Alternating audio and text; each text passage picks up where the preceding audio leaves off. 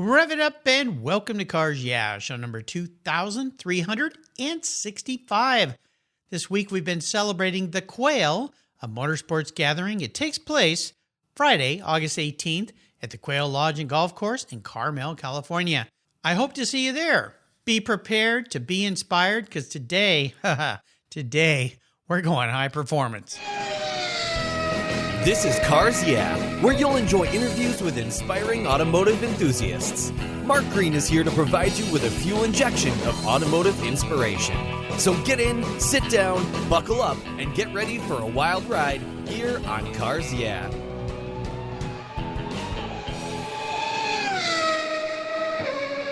Hello, inspiring automotive enthusiasts, and welcome to Cars Yeah. Today I'm in Sealy, Texas, with a very special guest by the name of John Hennessey. Yeah, that Hennessey. John, welcome to Cars Yeah. Do you have any gear, and are you ready to release the clutch?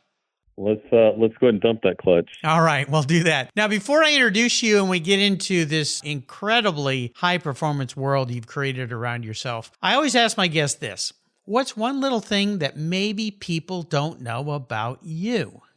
Oh, man, that's a loaded question. Yes. Nothing that'll get you in trouble, though. Let's see. Way back when I was a bit of a college dropout, I made a living playing pool for about 3 or 4 years. And I say quasi, I could feed myself, I could pay my rent, and I could pay my car payment, but that was about it. So I would never say I was a professional because I never really made a living at doing that. But I was good enough to feed myself for a short period of time in my life. So wow. That's a product of a misspent youth. Yeah. Well, that's impressive, though. That's I don't know too many people that can actually say that. At least cover the basic bills. That's pretty cool. But you know what? Those of us in the automotive world are glad you made a little bit of a switch here. Actually, a huge switch. Yeah. And went into what you're doing. My wife and kids are glad, too. Yeah, no kidding. Oh, my gosh. Yeah. Well, that's hilarious. Well, that's why I like to ask that question. You never know what you're going to find out. So, yeah. You never know. Well, let me give you an introduction. We're going to dive into your world. John Hennessey, founder and CEO of Hennessey Special Vehicles, Hennessey Performance, Tuner School, and Lonestar Motorsports Park, has been making fast cars faster for more than 32 years since he put the fuel cues up on the wall. Yeah, right. Hennessey is well known for building powerful cars and trucks that deliver astonishing horsepower and neck-snapping acceleration. Constantly pushing the performance envelope, John's most recent debut is the $3 million Venom F5, the world's most powerful pure-combustion hypercar with 1,817 horsepower and an engineered top speed in excess of 300 miles per hour. Oh my gosh. We're going to lot more about that and all the different things you make. But first, a word from our sponsors. So they keep the fuel in the tanks here. So please give them a little love. Sit tight, buckle up. We're going to take a fast ride with John Hennessey, and we'll be right back. Okay. Years ago, when it was time to renew my collector car insurance policy, my carrier's rates went up. Way up, but my usage was the same and I never made a claim. I didn't even have a ticket. So what's with that? So I turned to American Collectors Insurance. Has your collector car insurance recently raised your rates for no good reason? Tired of paying an annual membership fee? Then it's time to look around and call American Collectors Insurance. I shopped around, I asked friends for recommendations, and found a winner that I can trust. And boy, I'm glad I did. I saved hundreds of dollars every year and slept better at night knowing my baby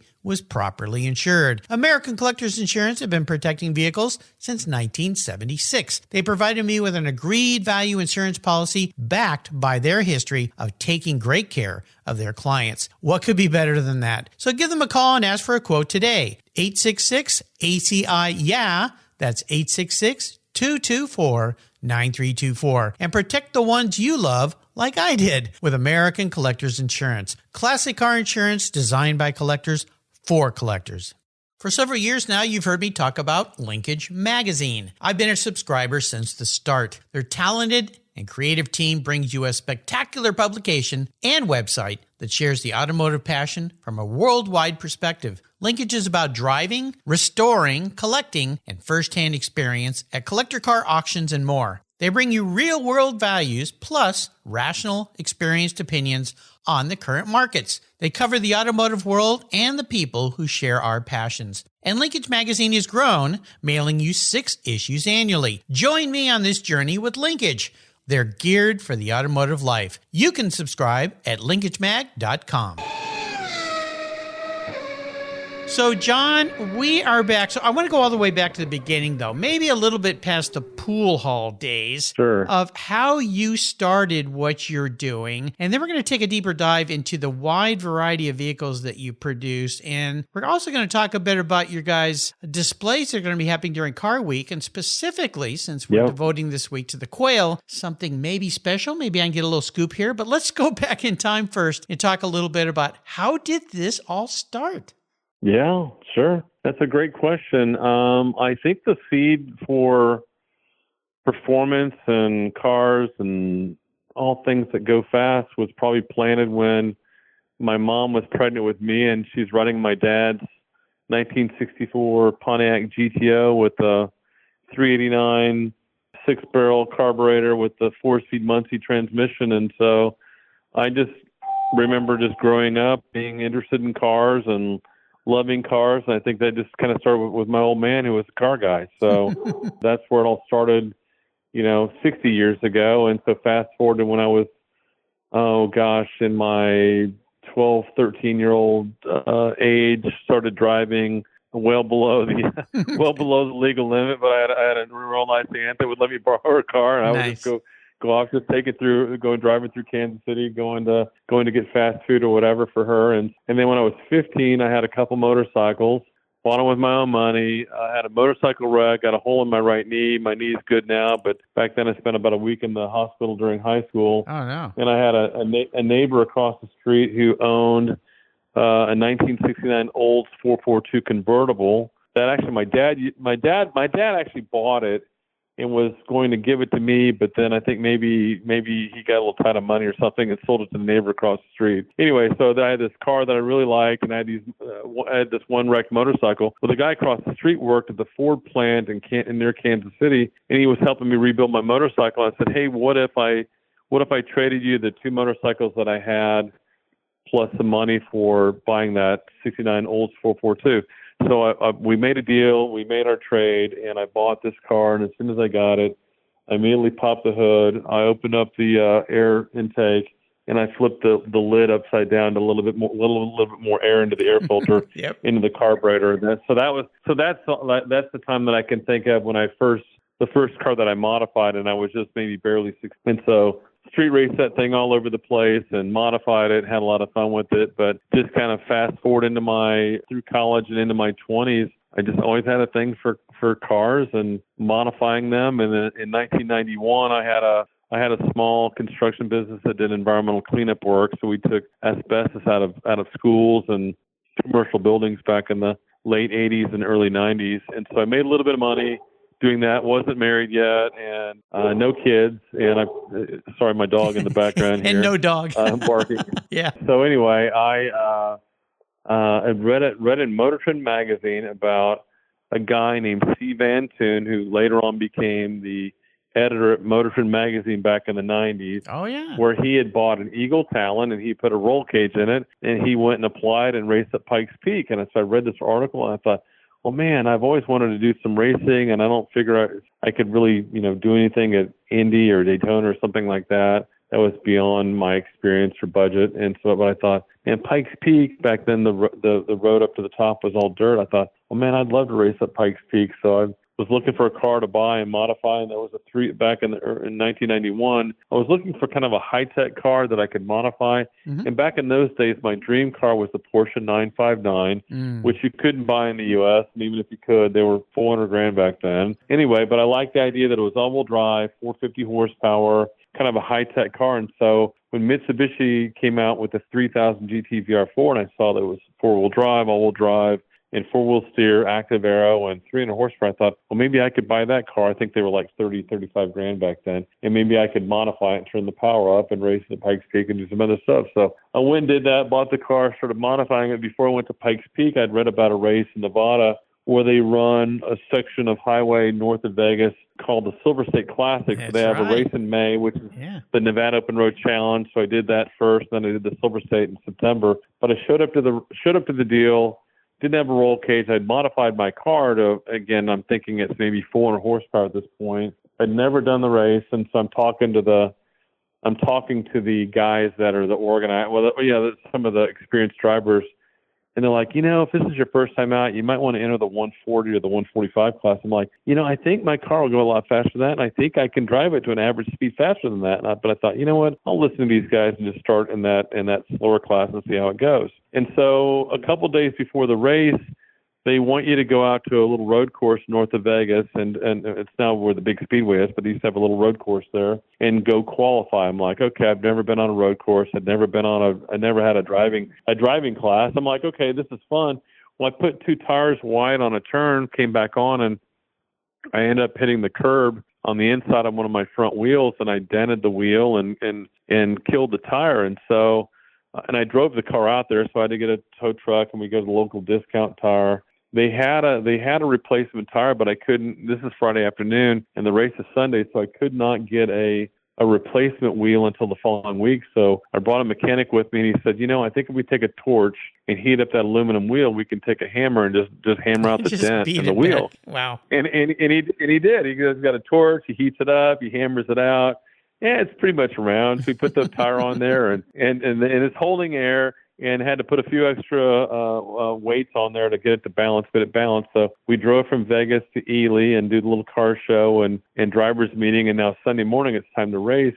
And they let the cars go one at a time. And so I'm in line, and I'm in the 145 class. So there's probably, 30 faster cars ahead of me. And the car that's right in front of me is this red Pantera. Looks bad to the bone, sounds bad to the bone. And I'm like, man, that's a really cool car. So Pantera takes off, and then maybe 30 seconds later, a minute later, however the different intervals they went off of, I got the green flag. And so I'm accelerating, and I'm shifting up through the gears, and I get it up into 5th gear. And all of a sudden I started thinking, I thought, I'm going out here. I'm going 160, 170 and faster. And I'm doing this on a wheel that I curbed that had a big dent in it. And we took a torch and a hammer, and we hammered it out. I'm thinking, is that thing going to hold air? And I started getting real nervous, and my right foot started twitching on the gas pedal, like on and off the gas pedal. And I could not control it. And I'm like, well, that sucks. I'm not going to go anywhere if I can't keep my foot on the flat to the floor. So I took my left foot over and mashed on top of my right foot. Oh my gosh! And I noticed off in the distance that red Pantera that was just looked bad to the bone fast. It looked like I was gaining on it. And so as I'm not really watching the speedo. I'm probably doing 160, 170, something like that. And so I noticed that I'm catching him, and I'm going to pass him. So all of a sudden I went from being nervous to getting my competitive juices flowing. And so I passed him, and I thought, okay, wow, that was cool. Maybe I could pass another car. Well, again, I'm in the 145 class. I'm going like 170 to 180, and as fast as the car would go, because it's mostly straight, I end up passing like 20 cars, and I get to the finish line, and the tech guy looks at my car. He's like, "Hey, where's your roll cage?" I'm like, "What? I don't have one." He's like, "Well, you're going to need one next time." He says, "Your average speed for the 90 miles was 164 miles an hour," and I end up getting 4th place overall in the race, and so. Had a lot of fun doing that. Then I went to race at Pikes Peak. I didn't win anything, but I didn't crash. But when I go do these races, I'm thinking, I just drive it. I just load up my tools and my floor jack and my spare wheels and my race suit and my luggage, whatever. I cram all this stuff inside the car, and then I drive there and I drive home. And so people would just kind of laugh like, oh yeah, there's this Hennessey guy. So then I go to Bonneville, and I almost get kicked out of Bonneville because one of the rules at Bonneville is you're not supposed to drive your own car under its own power in the pits. Well, I'm like, I didn't bring a tow vehicle. I didn't bring a pusher vehicle. So anyway, so some guys from Mitsubishi were there. One of the PR guys was there, and he helped tow me around. And so anyway, we set a class record at Bonneville. Then I went back to the Silver State race in September. So this is all the summer of 1991. And I go back, and I now have a roll cage, and I enter the unlimited class. And I average 167, so I do 90 miles in about 33 minutes and change, and I win the unlimited class. I get 2nd place overall. Wow! And I'm having a lot of fun, but at the same time, I'm engaged. We buy a house, we go on a honeymoon, we get married, we go on a honeymoon, and I come back and I look at my bank balance, and now I'm not doing my asbestos abatement business as much because I'm having fun racing and dating my wife and all this stuff, and so I look at my bank balance and I'm like, man, I started with a much higher bank balance earlier this year. Yeah. If I'm going to keep doing this car thing, I got to find a way to get it to monetize itself. So come back from the honeymoon, and I told my wife, I said, guys like Carroll Shelby, Alois Roof, and Reeves Callaway seem to make pretty decent living modifying, Corvettes and Mustangs and Porsches for the people. And I thought, well, maybe I could be the guy to modify the 3000 GT and the Dodge Stealth and other cars back in those early 90s time frame. And she looked at me like, you want to do what? And so anyway, so it's a hobby that got out of control. And I learned the first rule of car racing, and that's if you want to make a small fortune in the car modification in the car racing business, start with a bigger fortune, right? And so that was 1991, and here we are 32 years later. But that's how it got started. Well, there you go. Yeah. Well, as we fast forward into today, my goodness, I mean, some of the things you guys are building, I mean, it's all absolutely spectacular. But I want to touch on just a couple because we don't have enough time to do all of them. But one of them I want to touch on is this Venom F5, the Revolution, the Roadster, the Coupe. I mean, this is a diversion, I don't say a diversion, but an offshoot of what you've been doing into an entirely different realm of, dare I call it a supercar, hypercar? I mean, it's amazing. It's a hypercar built from the ground up, and was quite the undertaking, that's for sure. Yeah, I mean, incredible. We finished our first Venom F5 Coupe back in the end of 2020, so kind of when COVID was still going on, and then about a year later, we sold out all 24 of those cars at $2.1 million, and then last year we introduced the Venom F5 Roadster at Pebble Beach at Quail, and we're doing 30 of those. Those are now sold out. And earlier this year we introduced the Revolution, which is a track-focused road car. So I would say the Venom F5 Revolution Coupe is like our GT3 RS. So it's track-focused, but it's still road legal. And we'll be back at Pebble Beach and Quail in a couple weeks, and we'll have another special edition that are all sold out that we'll be introducing at Quail.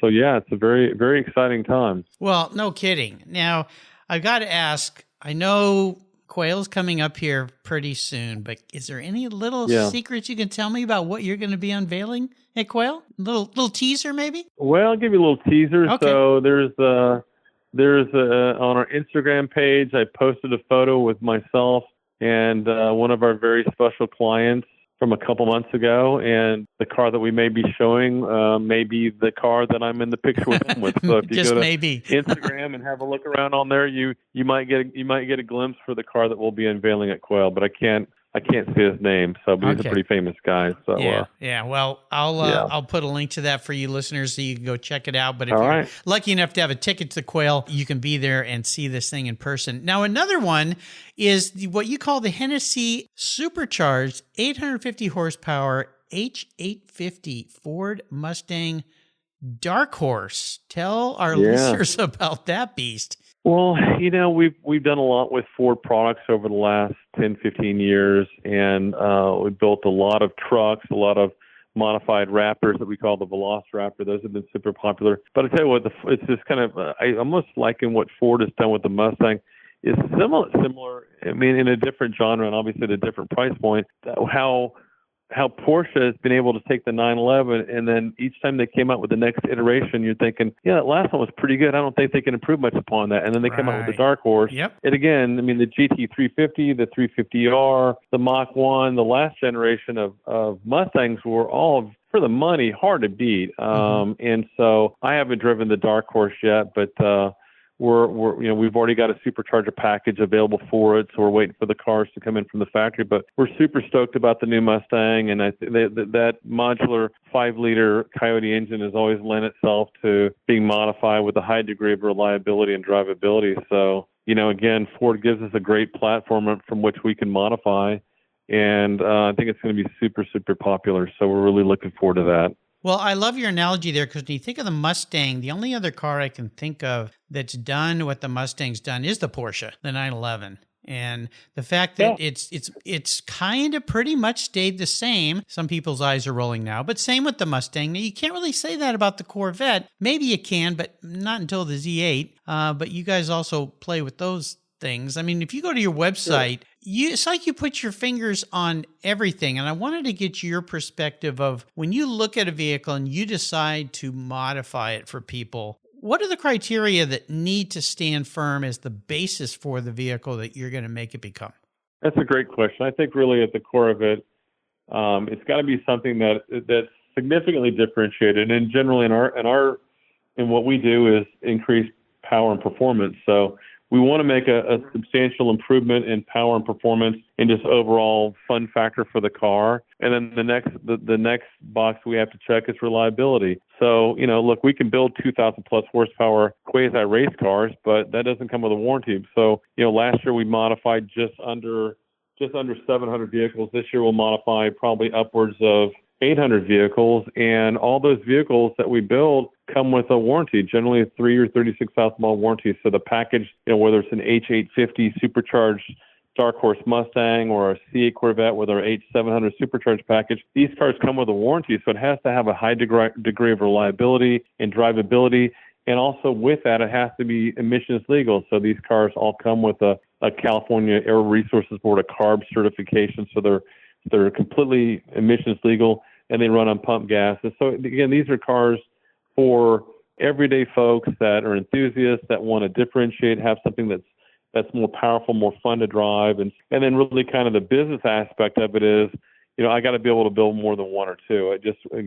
We've done one-off quasi race cars and all kinds of custom vehicles in the past, but now I've got almost 100 employees. So we really are modifying and offering vehicles for sale nowadays that if we can't build at least 100 in a year, I don't know that it's, with the R&D time and the investment that we'll make in training our people, we've got to be able to have some scale to it. So, but it's worked really well for us, especially in the modified trucks and SUVs of the Velociraptors and the T-Rex Mammoths and the Bronco Raptors with our Velociraptor package. Again, that scalability has allowed us to build great products for our clients, be able to offer a full 336 warranty to back it up, and to the point to where we even have these vehicles in stock. So people can send us the vehicles that they own, and we modify those. But people also go to our website or social media or call us up, and we have at any given time 15 to 20 vehicles in stock. So They can get that immediate gratification by calling us up and talking to our sales staff and say, hey, I'm interested in a Velociraptor 600 Raptor truck. What do you got in stock? And, at any given time, we have probably half a dozen of those trucks in different colors. So, again, for people like me, if I decide I want to do something, I don't know, sometimes if I want to wait 30 or 60 days, which it can take to modify vehicles. So we have stuff in stock, that's been very popular. Well, I was going to ask that, so you answered the question. I'm glad you mentioned Alloy Roof. He was my guest yesterday on Cars Yeah, because he's going to be having a car at the Quail as well. They bring cars out all the time. I actually interviewed his daughter earlier this year and his wife last year. So I've had the whole family on. So what you're doing is so cool. And it's so much fun. Now, I've got to dive a little deeper into your mind here. And there's a couple questions that I ask my guests. One of them is, have you had in the development of your business a mentor in your life or somebody that's been highly influential? You mentioned some wonderful names. Now, we sadly just lost Reeves Calloway. Yeah. He was a guest several years ago here on the show. You talked about Alloy Roof. I mean, you talk about people like Dickinson doing Singer Porsches. I mean, there's so many people that I've had the fortune of meeting, but is there somebody that along the way was a great inspiration for you? There have been a number of them. I was reading about Alloy's Roof. I would go to the grocery store with my mom when I was probably 8, 9, 10 years old. And while she would shop, I would just stand at the magazine rack and read car magazines. Yep. And I was reading about Alloy's back in the 70s. So he was an inspiration. He's a friend still to this day. Reeves, we always got along great, and he was an inspiration early on.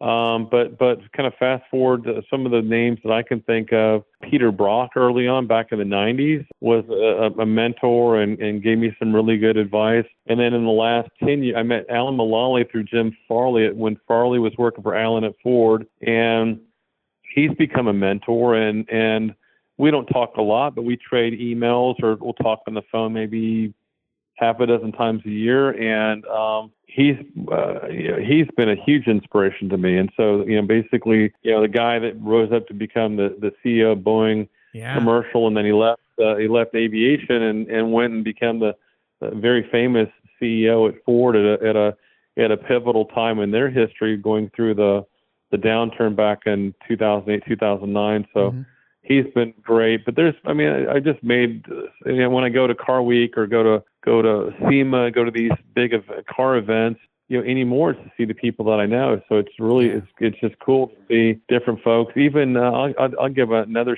shout out to a guy that we get along really nicely, and he gave me some really nice advice. Horatio Pagani, when we unveiled our first Venom F5 at Car Week 3 years ago. Car number 1 is owned by a guy that owns 7 or 8 Paganis, and so Horatio came by to see his car and spent 20 minutes with us and gave me some really, really sage advice as far as, getting into the hypercar market. And so I followed what he's told us, and I think it's helped us. So again, that's, and I'm looking, so we started a school to teach people how to modify cars about 15 years ago called Tuner School. And so again, I've had people that have helped me along the way. Now we try to help younger people that are trying to get into the hobby and start a career in it. So, it's really kind of now my responsibility to kind of pay that forward, whenever and however I can. So we've had a lot of generous folks from Mullally to Pete Brock to, Roof and Callaway and others along the way that, have really given me an opportunity to not just to create a business and, raise a family and feed my family over the last 32 years. But now I've got 100 plus employees, and I've got students. I've got 75, 80 students from Tuner School coming through there every year. So it's just kind of neat to see how the hobby continues to expand. Oh, another great name. I don't know if you've had him on your show, Bruce Meyer from, of course, California, the Peterson Museum, and all things automotive collection. Bruce has been a wonderful friend and introduced me to so many people and so many great opportunities. I can't say enough great things about Bruce Meyer. So anyway, I could probably go on and on, but those are a few names that come to mind quickly. Yeah, Bruce, the quintessential car guy for sure. But the Really rest of all these people are just a powerful lineup of mentors. So wow, no wonder success has come along. Now, without great success, doesn't come great challenge. And I always ask a guest, is there one big challenge that you faced that was a real pain, but when you look back, you're kind of happy you had to go through it because it taught you a really valuable lesson? I mean, there's always lots of challenges. I would say, I get the question on Venom F5, what was one of the biggest challenges? When that car was just an idea back in 10 years ago, 2013, 2014, we didn't have the budget or make the decision to move forward with designing the car until early 2017. But man, for that first 3 or 4 years, and getting people to believe in what we were doing. And I would tell people or a customer or an employee or a banker or whoever, I'm like, yeah, I've got this idea for this car that I want to build. They're like, you want to do what? You want to build a car from scratch? I mean, they knew that we modified cars, and we built a car before the F5 called the Venom GT, which was based off of a Lotus chassis. So we didn't start with our own chassis. We had the Lotus chassis and a few bits from that thing. So we learned a lot from that. But after that experience, I thought, I want to really build my own car from scratch with its own chassis and its own everything. Yep. And so just, I think just, I was able to get people to believe in the program and customers to believe in it because I believed in it. So I think that was a huge challenge. I think it's just in the 32 years and seeing, ups and downs in the markets, I think the other big revelation is it's not all about me. There's only so many things I can do. I've had to build a team, and thankfully we got 100 plus people out in Sealy, Texas right now. I was just out there where they're come to work every day to build great cars and trucks for our clients. And I think at the end of the day, they maybe they do it for a paycheck, but I think they do it more for the camaraderie that they have with their coworkers. They do it for each other. They have a lot of pride in the brand and the product. And so, and it took me a long time to build that team, and I've got some really talented people and a great executive team. So, again, that's, in years past, 20 years ago, I was, kind of a one-man band and trying to sell it and coordinating parts and working with the people in the shop. But ultimately, one-man band is only going to go so far. I had to have a full repertoire of an orchestra, and we have a very good orchestra now. So we're very thankful. Bravo! For that. That's not an easy thing to do, but it's really, really important. Yeah. When you look back at all the vehicles that you've had and or created, now this is a hard one. This is like asking who's your favorite kid. I'm going to ask it a different way. What is one really special vehicle that stands out for you? Yeah, like you said, they're our kids. They're all special in their They're own all way. different. They're all fun. They're all unique. Back in the '90s when we were modifying Vipers, we had some really crazy fast Vipers. There was a Viper that I built. We called it the Venom 650R, so 650 horsepower, which back in the mid to late '90s was a lot of power. Steve Antoon, my buddy who was the editor at Motor Trend, called me up one day and he said, "Hey, we're looking for a cover story and we're looking for something that'll break 200 miles an hour." I said, "Well, I've got this new iteration of the Viper, modified Viper that we call the Venom 650R." And he said, "Well, hey, can you bring one out to the Honda Proving Grounds out in the Mojave Desert?" So we go out to California City, and they've got this. It's not even a oval; it's like an octagon. There's like 8 1-mile straightaways. They're all connected.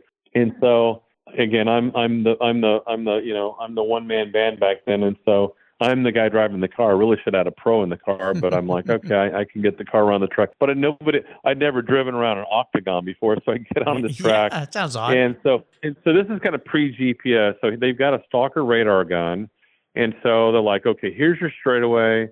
And so I go out and I do like a warm-up lap, and I'm like, okay, if I'm going to hit 200 at the end of that straightaway, I need to hit the speed and still have enough room to lift off the gas to negotiate the next turn. Like, No so there's kidding. this kink. Yeah. That I'm going to have to go through it somewhere between 190 and 200 miles an hour. Oh. So I come off the last turn at probably like $170 or $175. And I'm accelerating, and I see the guys down there. They got the radar gun, and as soon as I pass them, I lift it off the throttle to get some way back over the front tires and negotiate the turn, and I made it.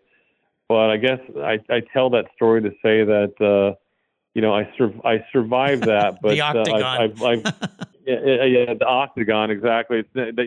Honda used to own. I think Hyundai owns the property now, and I'm sure it's still there. But that was kind of a scary moment in that I end up in the ditch and something bad happens, and Yeah. I'm not sure what would have happened to the business back then. But I lived to survive, and again, I've done other kind of hairy things like that with cars, but that car was on the cover of the magazine and nice feature article, and we built and modified a lot of Vipers back in those days, so it's really good for business. But it's all risk versus reward, and in my earliest days I took a lot of risk. I guess it paid off for me. I'm still alive, but You're still here. Yeah.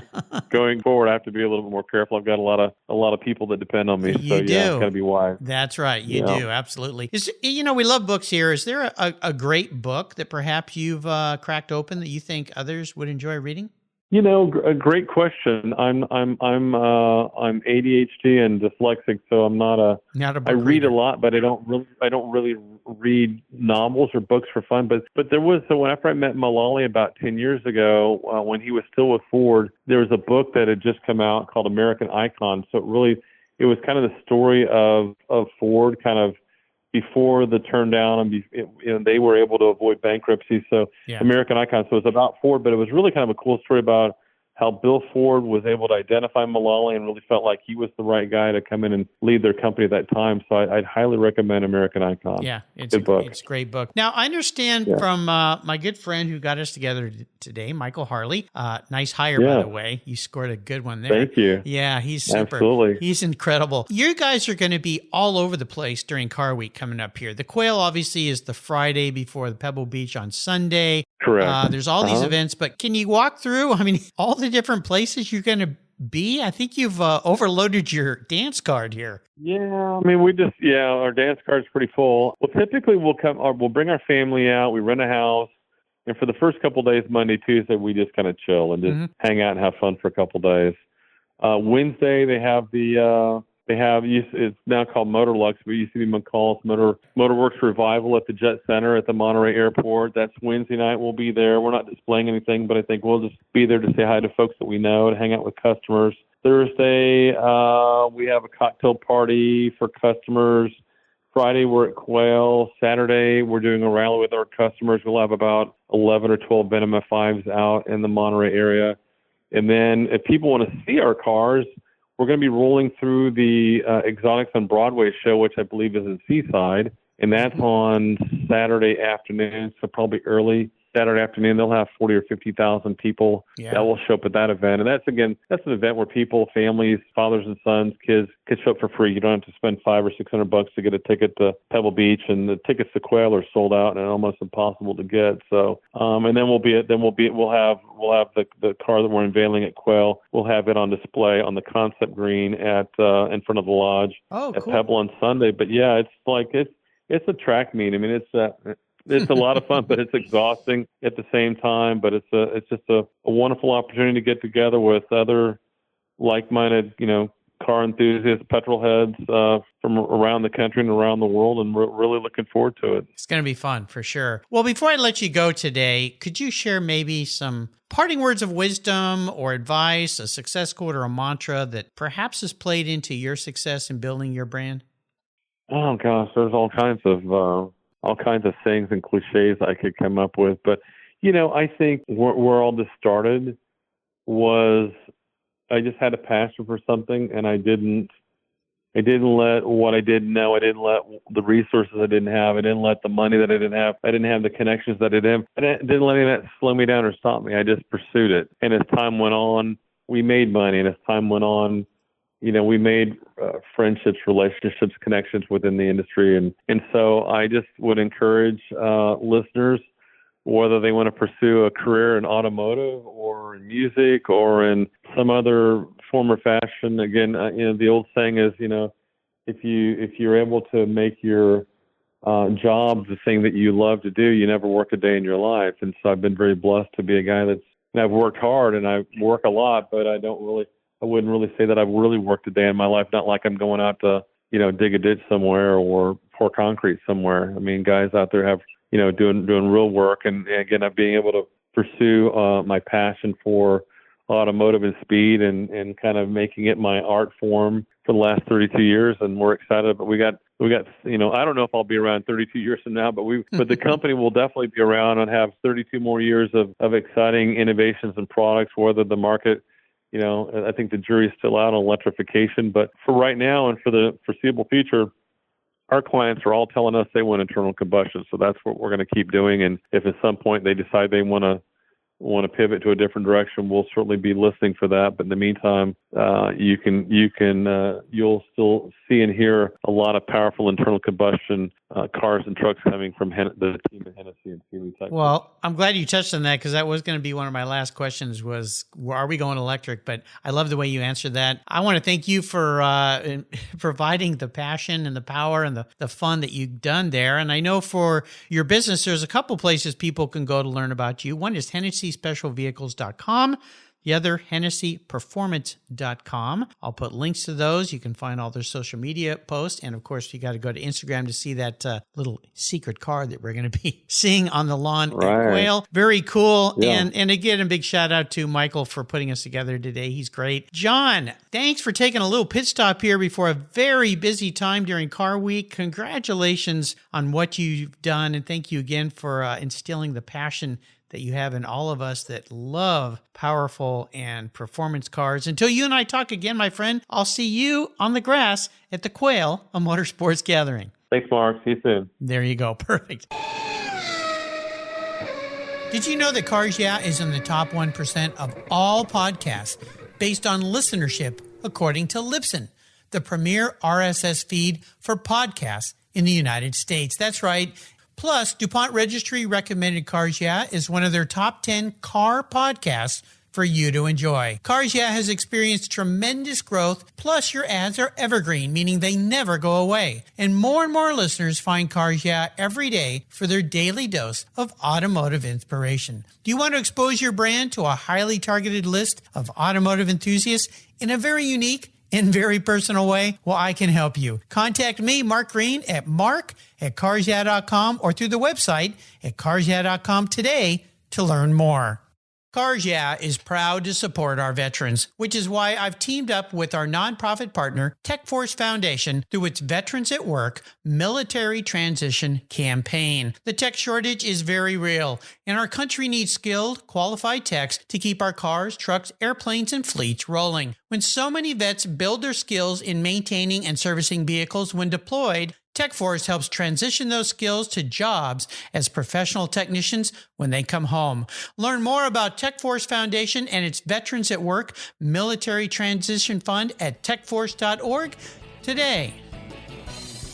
Thank you so much for joining us on today's ride here at Cars Yeah.